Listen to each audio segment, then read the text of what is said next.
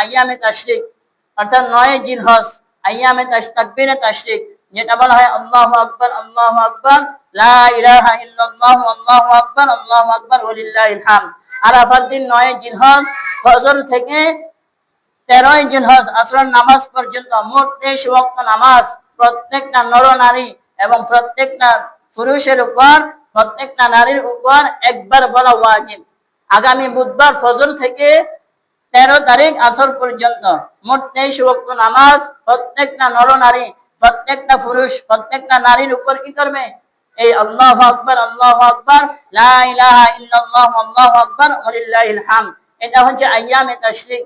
এই আইয়ামে তাশরিক আমরা সকলে আদায় করব, আর বেশি বেশি করে যেহেতু এটা জিলহজ মাস, বেশি বেশি করে আমরা কি করব? তাসবিহ পাঠ করব, এই দোয়াটা পড়তে পারি, এই তাসবিহটা পাঠ করতে পারি। সব সময় আমরা দোকানের মধ্যে বসে আছি, আমরা কাজ করতেছি, আমরা বিভিন্ন জায়গায় আড্ডা দিতেছি, আমরা বসে আছি, এই দোয়াটা পড়বেন আল্লাহু আকবার লা ইলাহা ইল্লাল্লাহু আল্লাহু আকবার ওয়ালিল্লাহিল হামদ। বেশি বেশি করে এই তাসবিহটা আদায় করবেন।